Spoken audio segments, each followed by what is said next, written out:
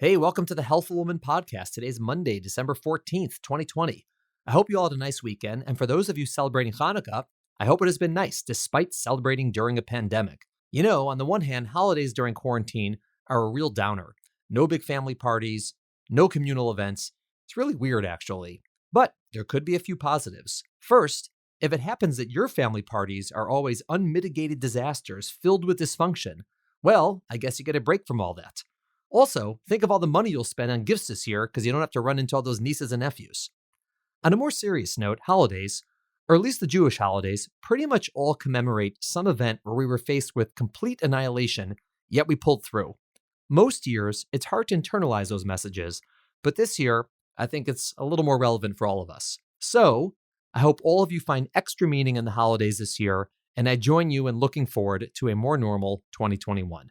On to the podcast. Today, I'm joined by Sara Kostant to talk about the Preconception Visit. Last time Sara was on the podcast, we spoke about recovery from delivery. So now we're covering the prep for pregnancy. We talk about the importance of a visit to your OBGYN before getting pregnant. For most women, it doesn't really matter if you just show up to your doctor pregnant. But for some women, there are really important things to address prior to pregnancy in order to optimize the pregnancy itself. Sara and I talk about that today, so for anyone thinking about getting pregnant in the next year or so, hopefully this will be a helpful podcast for you. Thursday is Dr. Erin Gottlieb's debut on the podcast. Erin, you can run, but you can't hide. We'll be talking about irregular periods. Have a great day, everyone. Welcome to today's episode of Healthful Woman, a podcast designed to explore topics in women's health at all stages of life. I'm your host, Dr. Nathan Fox, an OBGYN and maternal fetal medicine specialist practicing in New York City. At Healthful Woman, I speak with leaders in the field to help you learn more about women's health, pregnancy, and wellness. All right, Sara, welcome back to Healthful Woman. How you doing? Thanks. Wow, this is my third time. I'm on a roll. I know you're all over it. This is unbelievable. You're gonna quit your job and end up just podcasting full time. I don't know if I'm ready to do that yet. I'd miss delivering babies a little too much. It's a fair point. I was thinking it's ironic because the last time we had you on, we were discussing the postpartum visit, or not the visit, but the postpartum time period. And now we're going to be talking about the pre-pregnancy time period. So you're really getting the bookends of the pregnancy here. Yeah, that's actually interesting. I didn't even think about that when I decided to talk about this. But it's another time that I think we focus so much on the pregnancy itself. But this is another period of time that really can set you up for having a less complicated pregnancy. I don't know that everyone really thinks about it so much. So I'm glad we're talking about it today. Yeah, 100%. I was actually thinking the same thing. I actually jotted something down in my notes that I agree. I think most people don't realize that it's even a thing to see your OBGYN before you get pregnant. I mean, people go sort of regularly, or many women go regularly, and let's say it's once a year or whatever it is. And so there's going to be some visit that's within a year. But at those visits, it's not always specifically discussed. I mean, I would say a lot of OBGYNs proactively talk about, upcoming pregnancies, but sometimes it doesn't happen. And I think it's an important topic to discuss before pregnancy because there's things that we do. I tend to bring it up whenever I'm even just doing an annual exam, even if the patient has not brought up that she's considering pregnancy. I'll just bring it up casually and just say, is getting pregnant something that's completely off the radar for you for now, or is it something you may consider in the next year or two? And if it's something that's on their mind, I'll definitely go through some of the things that we're going to go through today, because there's things that sometimes I'll mention them and patients will say, I didn't really think about that. Like it's not something that had crossed their mind that they should consider before trying to get pregnant. Yeah, absolutely. And some of these things are, as we're going to discuss, are obviously more crucial than others, but particularly for someone who does have something that might be, really important, even if they're not considering a pregnancy, people get pregnant without always planning it. Right. And so it's something people should have on their radar. Like we'll talk about someone has certain medical conditions or on medicines or this or that, if they're on a really reliable form of contraception, okay, but what if it doesn't work, or what if they're not on it, or what if they're switching, or whatever it might be. It's just something that should be on people's radars in general, but certainly if someone is planning a pregnancy, it makes a lot of sense to include a visit with the OBGYN as part of that plan. Absolutely. Even if someone also is in excellent health and doesn't have any medical issues, nothing that's been flagged as, oh, this might be high risk in your pregnancy. There's still a lot of things that we can, that we can go over. Yeah, absolutely. So we're going to go through them together. No particular order. We'll sort of just brainstorm. And the first thing for me that comes to mind, which is really, the simplest, is a prenatal vitamin or some sort of multivitamin that people generally should be taking when they get pregnant. I bring that up as well. And a lot of patients will also ask me, is there any particular vitamin that I should take? And I'll tell them, as long as it's a standard formulation of a prenatal vitamin, which comes with folic acid, there's no particular brand that I favor, one more than the other. I do tell patients that who have trouble swallowing pills or who, they may want to consider a smaller pill, or patients that find that the prenatal just doesn't agree with them. Prenatal vitamins do have a little bit of iron, which is very critical during the pregnancy. When you're not pregnant with a balanced diet is not necessarily as critical. The folic acid is really what's key during the preconception period. I'll tell patients just at least get the folic acid separately because sometimes that's just easier to take. And then once you become pregnant, then switch over to a prenatal so you can, start getting the iron and the other vitamins and minerals that are there. Yeah, I mean, I tell them very similar to what you do. The folic acid's really the one that's more important to have on board when you get pregnant because the folic acid has been shown to lower the risk of a certain type of birth defect that babies can have called spina bifida and things like spina bifida. And that's really the most important one. Probably it's a good idea for women to be up, calcium and maybe the vitamin D, not as critical. And I think just like you said, the way vitamins are made, the difference between the sizes of the vitamins tends to be what's in them. So something like folic acid takes up very little room. So you can get a ton of folic acid in a tiny little pill, and that's very easy to swallow. But once you start putting in things like particularly calcium and iron, those two take up a lot of space. So that's why some of these prenatals are very big because they try to put in enough calcium and iron. And sometimes for a lot of women, they should take those separately. Just take a folic acid and maybe split up their vitamins. It may be easier to take 2 small pills and a chewable than it is to try to take one big prenatal. But this is something you could discuss with the doctor. And again, most of us are going to be fine as long as someone's taking either folic acid alone or something with folic acid in it, even multivitamins. I mean, even Flintstone vitamins. I mean, you can really get almost anything with folic acid. Oh, Flintstone vitamins. I haven't thought of those in years. Yeah, I mean, 2 of those tend to be about the same as one prenatal. So people like them. They work. And I tell patients for folic acid, standard dose, at least 400 micrograms mcg. Many prenatal vitamins come with 800 or even more, but 400 micrograms is the minimum standard dose for most patients going into pregnancy. Right. And if someone sees on their bottle that it's written in milligrams, so 1 milligram is 1,000 micrograms. So if it says 1 milligram or 0.8 milligrams, that would be 1,000 micrograms or 800. So those are the right numbers. And the only people who really need to take more folic acid than that would either be, rare people with certain medical issues, which is not sort of typical, or people with a history of a prior pregnancy with spina bifida or something like that, where we recommend like mega doses in the next pregnancy. But these are people who are going to know that already from the last pregnancy. Yes. But for standard, like you said, that dose. Another thing that a lot of people don't realize is getting their vaccines up to date. Yes. And I've also been asking patients about that and offering to check their titers for measles,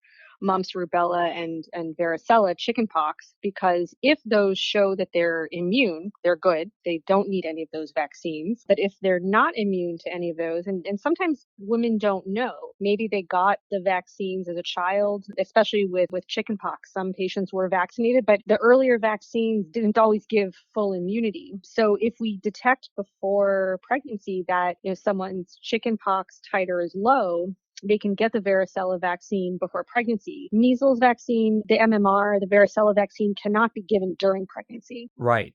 We check those titers whenever someone comes to us for a new pregnancy visit. But if we see that they're not immune, we make a note of it, because if that patient is exposed to chickenpox during the pregnancy, she would be more at risk. But we can't actually vaccinate, and we end up doing the vaccinations, even in the hospital after delivery. But checking those and getting the vaccines if a woman's not immune is definitely really important. Right. And I think that for vaccines, and that probably deserves its own podcast, there are types of vaccines that we do give in pregnancy, and there's types of vaccines that we don't give in pregnancy. And basically, the ones we don't give in pregnancy are the ones that are made with a little bit of the live virus in it. And the fear of giving those in pregnancy is maybe the live virus will somehow get to the baby, cause a birth defect, make the mother ill, whatever it is. It's actually not really been reported, meaning no one's ever seen a birth defect in a baby caused by one of these vaccines. But just to be cautious, we don't give them in pregnancy. And so we try to give them pre-pregnancy, ideally, or like you said, after pregnancy, if we notice it. And the reason these viruses in particular, it's important to be vaccinated against is that if someone gets one of these illnesses during pregnancy, someone gets chickenpox during pregnancy, it can be very dangerous for the mother. Measles and rubella can be dangerous for the mother or for the baby. Some of these viruses, if the mother catches it during pregnancy, can be dangerous to her. And some of them can be dangerous to her as well as the fetus. But that's the reason we love for people to be immune to these conditions before pregnancy. Absolutely. I also tell patients, as far as, other vaccines, the flu vaccine we can give during pregnancy. So if someone's due for the flu vaccine for herself, I recommend it. But that's something that if someone is pregnant and they just haven't managed to get it, we can give that in pregnancy. So that's less of a concern. Right. The flu we just give if they're due for a flu vaccine for general health. And yeah, because it's not something that needs to be done before pregnancy, like these that you mentioned need to be given before. Like things like tetanus vaccine, boosters can be done during pregnancy. In fact, they're recommended during pregnancy, as it turns out, not because of the tetanus, but because of the whooping cough portion. But whatever, because that's a vaccine that does not have live virus, so we can give it. And then also in terms of things like exposures, I mean, obviously, if someone's smoking or drinking either heavily or socially, how do you talk to them about that, about when they should quit, how they should quit, and in terms of that? I tell patients once they are actually, trying to get pregnant, like they have stopped contraception, they're basically fine getting pregnant at any time. Some patients, and we'll get into this more, they may be actively timing intercourse, but once they're actually planning on getting pregnant, if someone is a social drinker and doesn't have an addiction, which is again a separate issue, I usually tell patients to stop once they're trying to get pregnant. Smoking, the same thing. Again,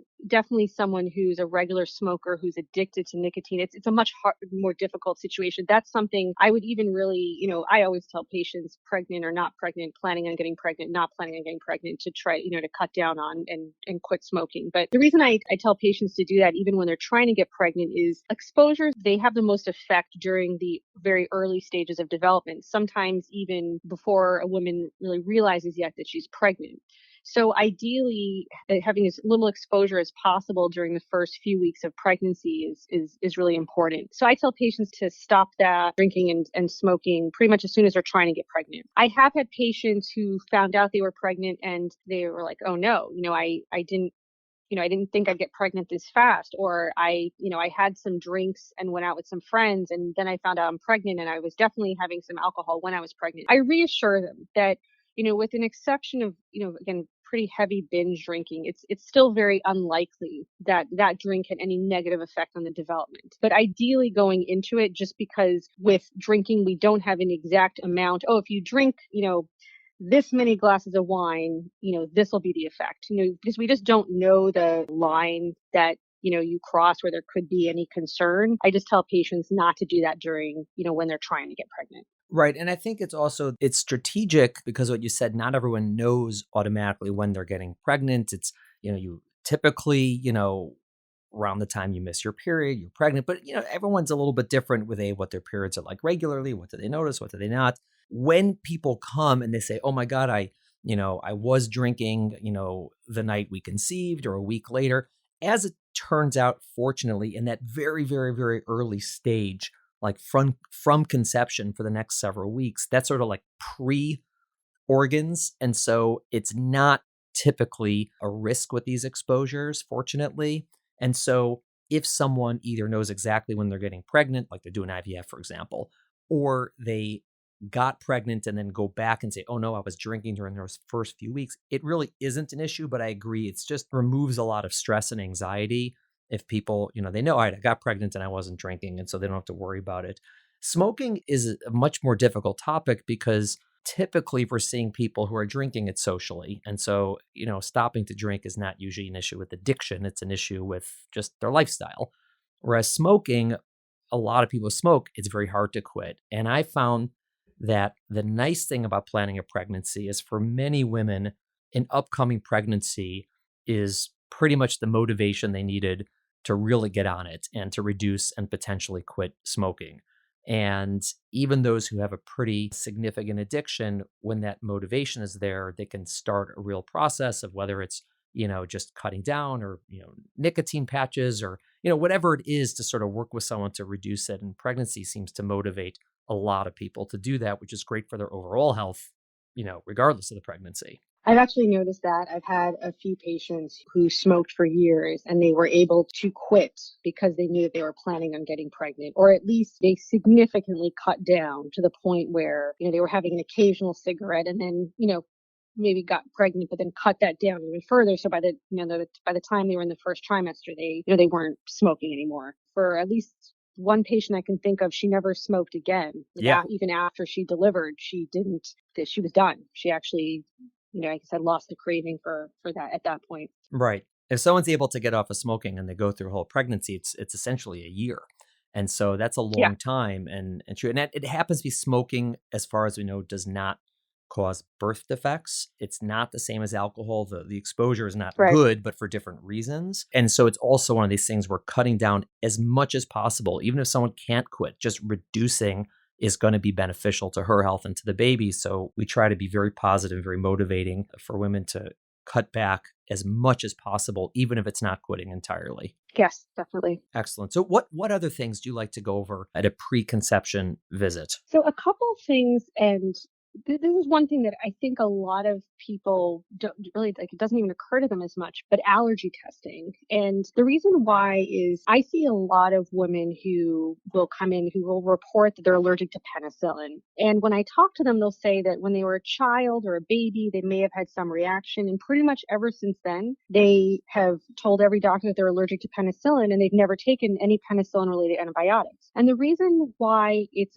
good for women in this situation to actually get allergy tested to really confirm they have a penicillin allergy is many of the antibiotics that we use in pregnancy, if anyone would need an antibiotic, are penicillin related antibiotics. Those are the antibiotics that are the most studied and sometimes the safest and most effective in pregnancy. So if someone does have a true penicillin allergy, we have some alternatives. If someone gets tested and actually finds out that she's not allergic in the end, it makes it a lot easier in case she does need to be treated. I'll tell patients, and again, there's a lot of things we're going to go over, and there's definitely some things that are more critical to do before you get pregnant. But if a patient has time to see an allergist and actually just have allergy testing to make sure she's really allergic to the medications that she's been told she's allergic to, that can be very helpful. Yeah. And also those tests are not reliable in pregnancy. That's the other thing. Yeah. So it's not something you want to wait till you're pregnant because your entire allergic and immune system is altered in pregnancy. And so not everyone's going to rely on the testing done then. And so that's something, may as well do it if you have an opportunity, because it definitely can help in pregnancy. And also, people go their whole lives saying they're allergic to things, then they realize they're not. And, again, it's not going to be life or death typically, but sometimes you want to give a certain antibiotic and you can't because they're like, listen, I can't give it to you if you're allergic, but it would be good to know. Yeah, so that's a good one. What else do you go over? Carrier screening, which I think patients are becoming a little more familiar with. It basically tests to see if a woman is a carrier for about 283 diseases that could be passed to their children if their partner also carries those diseases. So if a woman carries, let's say, I'll pick a disease that many people have heard of, cystic fibrosis, which is a very serious and can be fatal. It's a long-term chronic illness, the lung disease. Patients who have it, have shortened lifespans. So if a woman carries cystic fibrosis, she doesn't have it. But if her partner has it, is a carrier for it, there's about a 25% chance each time she gets pregnant that their child could actually have the disease. So many women carry diseases they have no idea, and they'll never be affected by it. The benefit of knowing this before pregnancy is that if a couple knows in advance, they find out wow, we're actually both carriers for the same type of cystic fibrosis. To avoid having to go through the 25% chance of having a child with cystic fibrosis, they may decide to do, in vitro fertilization, IVF, and pre-test the embryos to make sure that, when they have an embryo implanted, it's not an embryo that's affected by cystic fibrosis. Obviously, that's a very expensive process if someone decides to go down that road. But I think it's at least good to know that in advance, because if you find out once someone's pregnant and a couple does carrier screening, if then they find out they're both carriers of a disease, then the decision they're facing is, do we actually go ahead and test the pregnancy with diagnostic testing, which would include either an amniocentesis or chorionic villi sampling, which is a procedure that our office does a lot, but there are some risks associated with it. Do we do that procedure now, find out, and then if we actually find out that our child is affected by this very serious disease, there's now do we want to be faced with a decision of, do we continue the pregnancy? Do we not continue the pregnancy? So I think just having that out of the way before pregnancy, I think, is a good idea, because that way, in most cases, most couples do not carry the same disease. It'll just be another, weight off your shoulders. And if that is the case, then a couple can decide, look, is this disease serious enough that we, want to do IVF? Maybe it's a chronic disease that's not as serious, and that couple would feel comfortable saying, look, we'll go ahead and try to get pregnant and on our own, and we're fine. If we have a child affected by this, it's not something that we would terminate the pregnancy for. And that's fine too, as long as, the patients are aware of what they're carriers for. Right. I mean, we had a whole podcast on carrier screening, and what you're saying is so important, because normally carrier screening, it ends up being done during pregnancy, just because that's when, people didn't plan, they get pregnant, and we check. And again, like you said, 99% of the time it's okay, because the couple, even though they're probably each a carrier of something, it's rarely the same thing. And so it doesn't really matter practically. But for the couples that find out they are carrier couples, particularly if it's a condition that's quite serious, they really, most of them would have liked the option to do IVF before pregnancy. And again, maybe they would do it, maybe they wouldn't. And so it's really something, there's no reason not to do it before pregnancy, because since it's a genetic test of the parents, the results are going to be same for the rest of their lives. Meaning whatever her result or whatever her test result is today, it's going to be the same 20 years from now, and it would have been the same 20 years ago. It's a genetic test. The only reason you may want to wait until preconception, as opposed to like the second you're dating someone or married, is because the test itself gets updated with new conditions, because new research. So you sort of, if you do it and then you're going to get pregnant 5 years later, you're probably going to have to repeat the additional ones anyway. So that's, a practical consideration. Would you rather do it once or do it several times? But ultimately, before pregnancy is going to be more meaningful in terms of a plan than during pregnancy. And that's just something that the reason it's done during pregnancy is typically people don't have that visit beforehand, or, they don't ask, or the doctor doesn't ask. And so that's important. And one of the other new twists, and we had another podcast about this, is about cancer genetics. There's more and more information about genes that people can carry that would put their children at increased risk for cancer. And this is not something that both partners would have to carry, just one of them. And so, for example, someone, their sister, their mother, whoever it is, has breast cancer, they may want to find out, do I carry the BRCA gene that puts me at risk for cancer and all of my children, particularly my daughters? And again, the same thing. It's something that if you knew before pregnancy, she might make the decision, not necessarily, but might make the decision to do IVF and then test the embryos beforehand. And this is something to talk about, because that type of testing is complex. It requires counseling, and you want to sort it all out before you get pregnant, rather than trying to, figure it out when you are pregnant and you, quote unquote, can't do anything about it at that time other than potentially terminate a pregnancy. Right. OBGYNs are very familiar with, genetic screening. We do this all the time. It's just something to know about doing before pregnancy.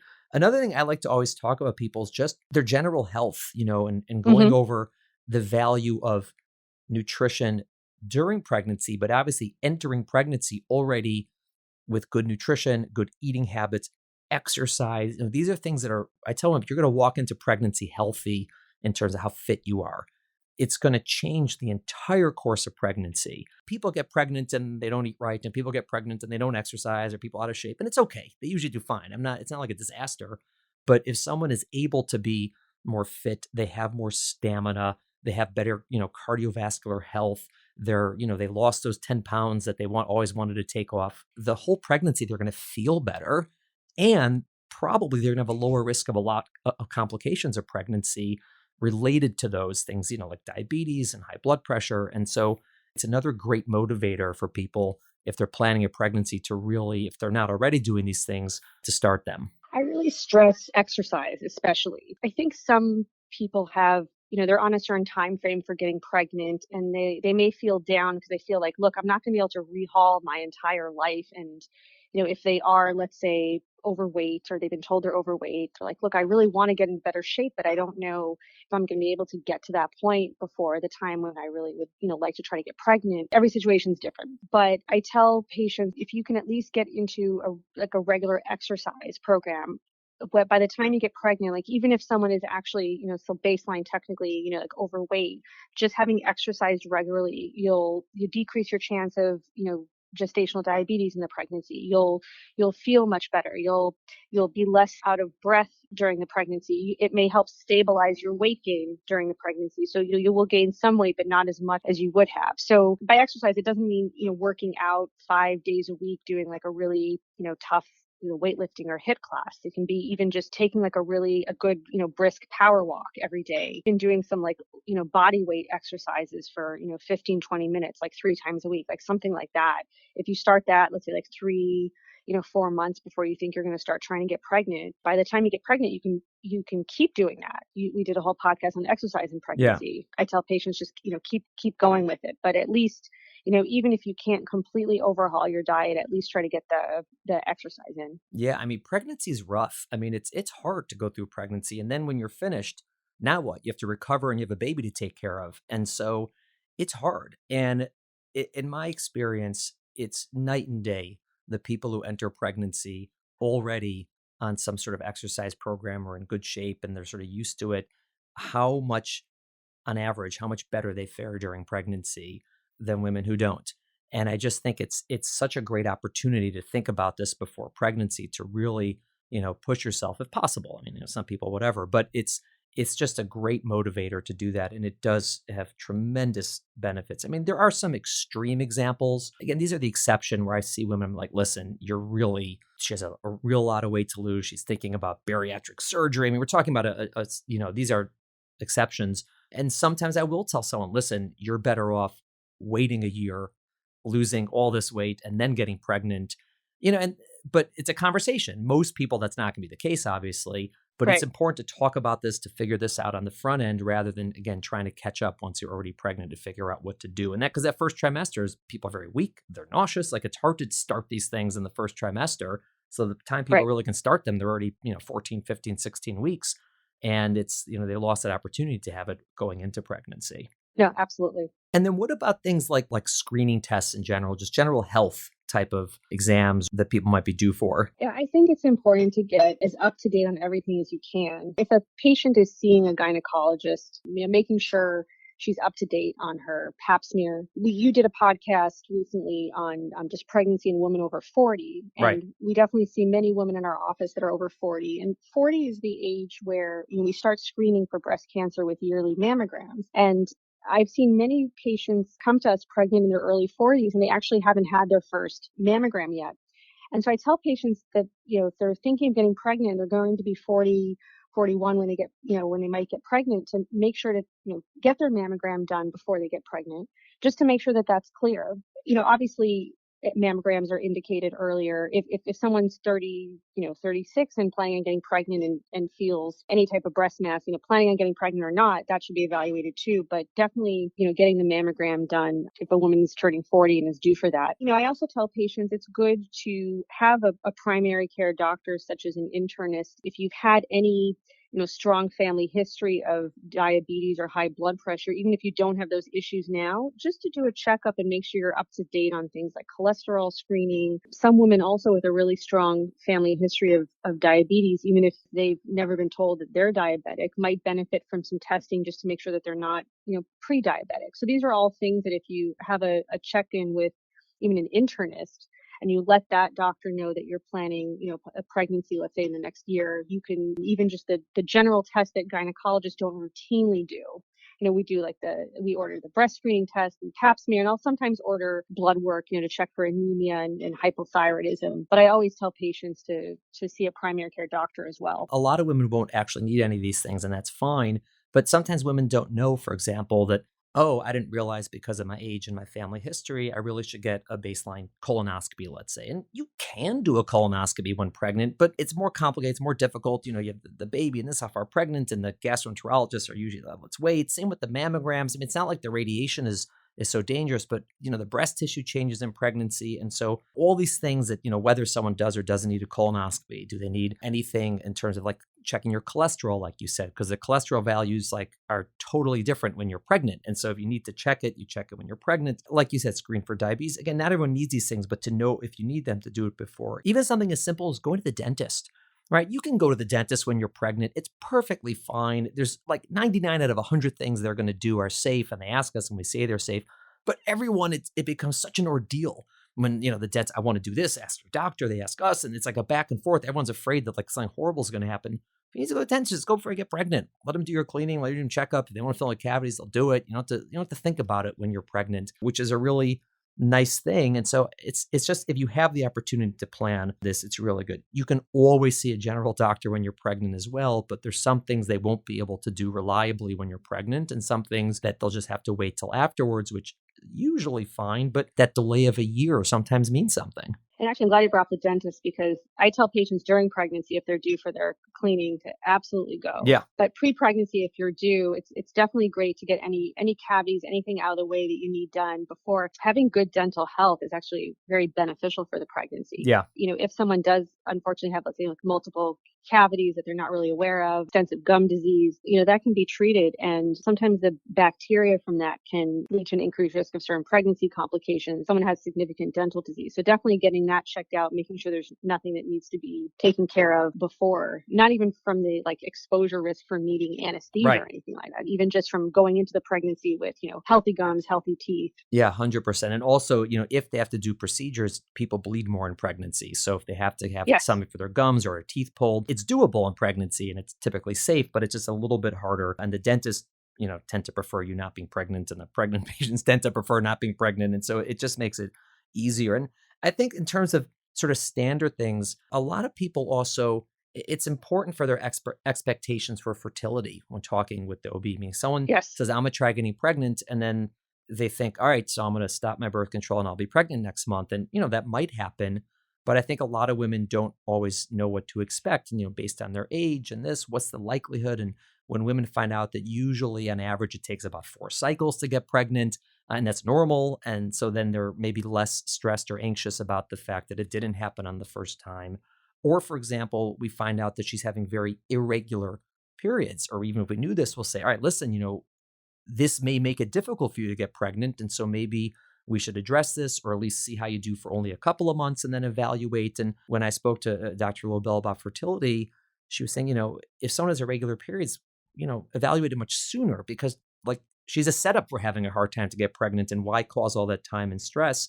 And it doesn't mean you have to do IVF. It just means it should be addressed. And so having this conversation beforehand is also helpful, because then sometimes women come to our office and they've been trying for 4 to 6 months and they're distraught. And this could have been addressed earlier so they didn't have to go through all that stress, or at least they would have known that it's going to happen and that their expectations aren't sort of unmet. No, absolutely. I've had patients who are stopping contraception. They want to get pregnant, but they're fine if it happens in 6 months to a year, or if it happens next month. They'll give it a year. They don't care, how long it takes, and they really don't want to, intervene. But then I have patients that really want to get pregnant fairly quickly. And again, I'll always go over what the typical expected, time frame is. But as you said, if there's anything else I think is going to make it more difficult for a woman to get pregnant, irregular cycles tend to be probably one of the most common culprits. Or if someone tells me that they have a history of endometriosis, they've had surgeries for endometriosis, and now they're trying to get pregnant, I'll tell them, look, we know in women with your condition that sometimes it can take longer to get pregnant. You may have some scarring,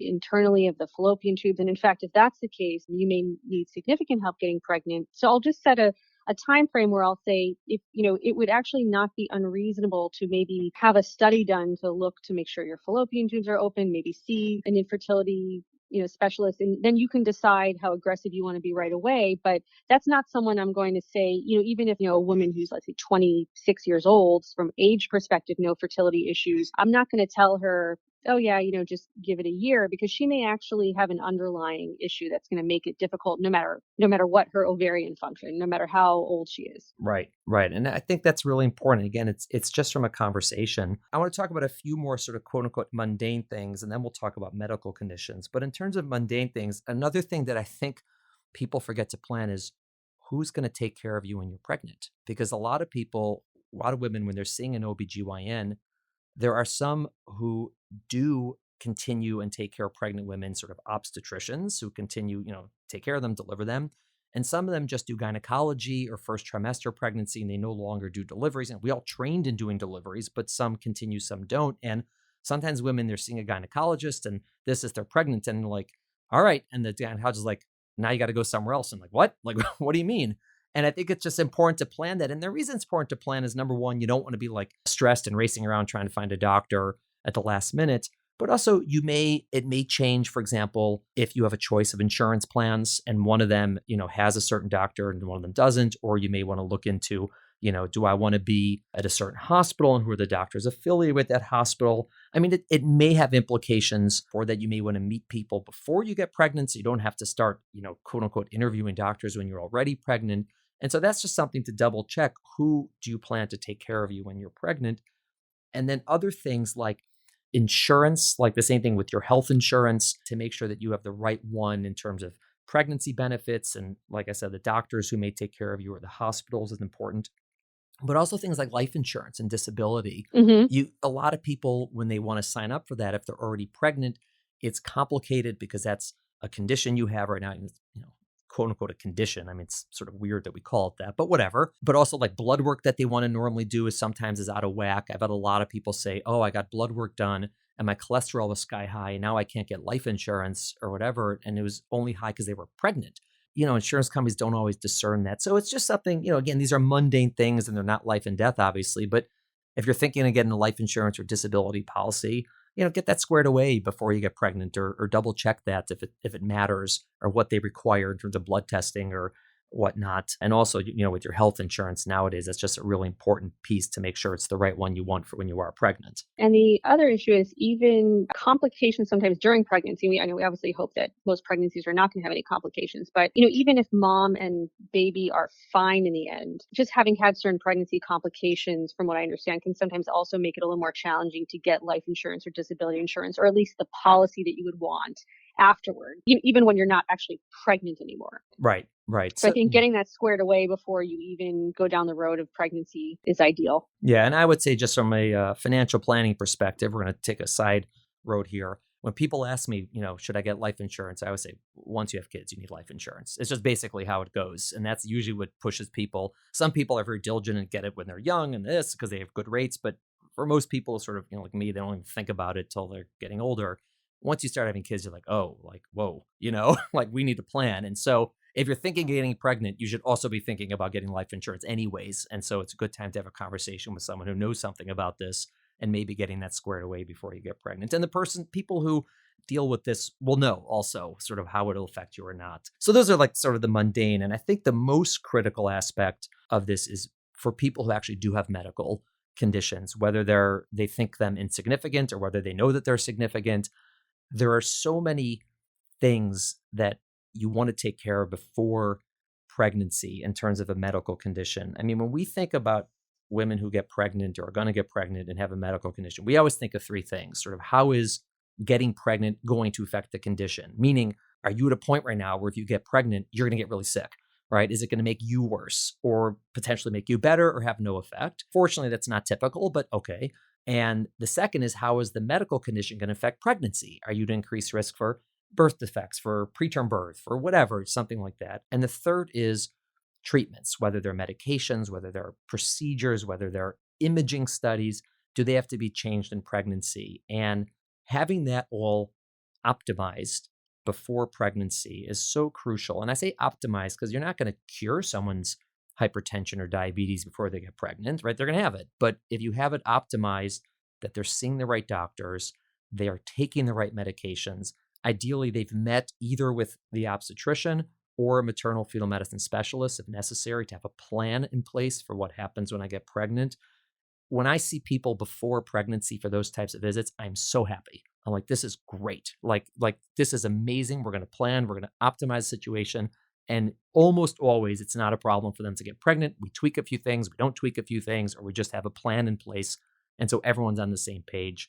Because again, if you start doing these things later, it can have significant consequences for some conditions or just real annoying ones for others. The other thing that goes along with that is I tell patients, if you want to get pregnant and you are on, let's say, on multiple medications for different issues, the other thing I've seen is patients suddenly, let's say not, maybe getting pregnant unexpectedly or not having let's say a maternal fetal medicine consult or a preconception consult, and they find out they're pregnant, and in fear of, oh, these medications might harm my baby, they just stop their medications, which is also really not good because then you're not treating your Right. medical issues. So what I would say is for women who, let's say, do unexpectedly find themselves pregnant who have medical issues, try to make an appointment as soon as possible with an obstetrician, and don't, or even with, or if you're trying to get pregnant, don't just stop your medications. Like actually, because even if they're, some medications need to be tapered off. So even if there's a medication where, you and your maternal fetal medicine specialist have agreed, this is something that you shouldn't be on in pregnancy, we need to use an alternative. Switching to medication sometimes needs to be done gradually. But also, I remember having a patient as a resident who had a seizure disorder, and she found out she was pregnant.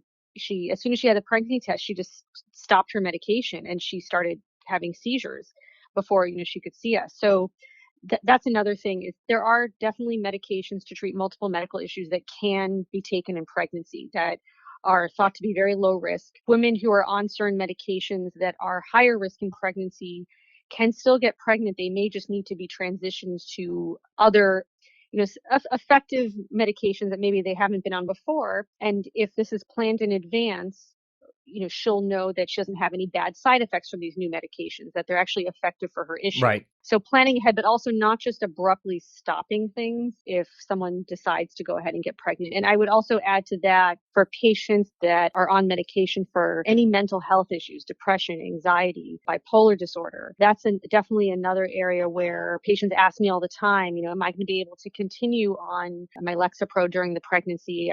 That's a whole, again, another area in and of itself. But we have many patients that continue those medications because they can't function without them. And I would just have a discussion, with your OBGYN. Don't just stop them abruptly, because that can also then lead to, just deterioration abruptly in your, mental health, which isn't good for mom or the baby. Yeah, absolutely. I would say, when I do these consultations, I don't do general OBGYN. So I would be the person seeing them sort of second.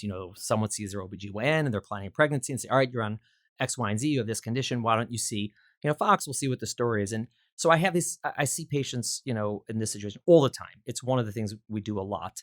And I would say that the majority of the time, there's nothing that I would recommend that would delay them getting pregnant. The majority of the time, it's like, okay, here's what you have. Things seem to be okay. Let's discuss the safety of medications around. They're probably fine. You're good. Here's what we're going to do when you get pregnant. Here's what we're going to do during pregnancy. Let's make sure I, develop a relationship with your neurologist, your psychiatrist, your cardiologist, whoever. So everyone's sort of on the same page. That's how they usually go. I would say occasionally, there's a percentage where I do want to make some changes or recommend some changes and talk to their doctor first, maybe get a couple more tests, or maybe, like we said, switch one of their medications. But the delay we're talking about is on the order of a couple of months, right? That's sort of like the longest it's going to be. And most people aren't thinking of getting pregnant tomorrow when they're having these visits. They're like, oh, that's well within their time frame. And that's not even usual, but it happens a couple of months maybe to switch a medicine or do another test or, get that operation that you were waiting to get or, whatever it is. It is so unusual that someone comes and I would say, you're too sick to get pregnant ever, or the things we need to do are going to take 6 months to a year. It happens occasionally. And it's very important, obviously, because, potentially if they got pregnant without these things, it could be life threatening. But that's really the only situation where it's going to be 6 months to years. If like when they get pregnant, it'll like literally be, high risk of death. Like that's so unusual that it doesn't happen. So people shouldn't be afraid of this. Like it's going to somehow change their reproductive plans. Most of the time, it's just getting a plan in place. Everyone's on the same page. Some of the times there's some I would call tinkering that has to be done, which is on the order of weeks to months, couple of months. And then rarely we'll find something that's quite significant, but that's really the exception. And so people should not be concerned that this type of visit's going to, affect their reproductive plans. It's just going to optimize it. If anything, women will actually end up getting good news at these visits. That their chance for a healthy pregnancy, even with complicated medical issues, can actually be very good if managed appropriately. A lot of it also depends on who's taking care of them for those medical conditions. There are some doctors who do it who are very experienced and very comfortable with their patients getting pregnant, and they know what to do. And by the time I see them, I'm like, yeah, your doctor's like all over it. Like everything, like, yes, I just basically sign off on the plan. I'm like, looks perfect. We're good to go. There are some doctors who are either less experienced with it or they don't typically take care of women, let's say, or whatever it is. And they're much more out of the loop, so to speak, with pregnancy. And then sometimes we have to do a little bit more. So a lot of it depends on that. And it's the same thing if someone, not just their OBGYN, if they have a condition and they're seeing whatever, an endocrinologist, a neurologist, at some point say to them, hey, I'm thinking of getting pregnant.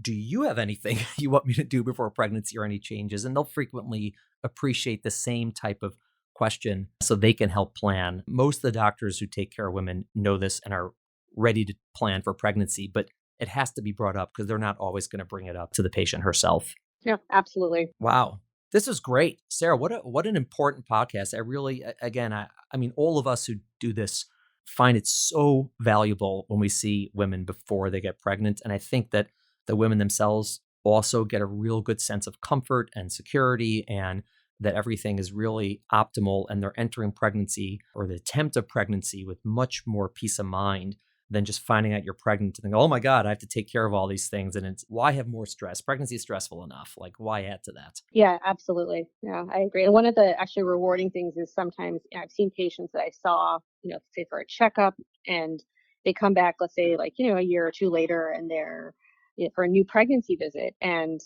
yeah, we got a lot of these things squared away. And it's nice because they show up and, we go through everything, think everything's been done. And yeah, I think it just adds some reassurance in the first few weeks.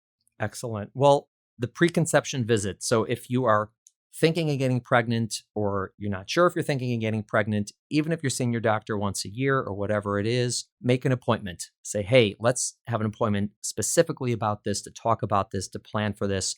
And I think that people will definitely be happy that they made that appointment. And it'll be very helpful for them, for their health and for their pregnancy. Now go get that folic acid. All right, Sarah, thank you so much. We're going to have you discuss something actually in pregnancy as well, because we're just, as we say, we're circling around pregnancy with you. Right, exactly. We'll have to pick something right in the middle of pregnancy. All right, Sarah, thank you so much. We'll have you on again. Great, sounds good. Thanks so much. Thank you for listening to the Healthful Woman podcast. To learn more about our podcast, please visit our website at www.healthfulwoman.com.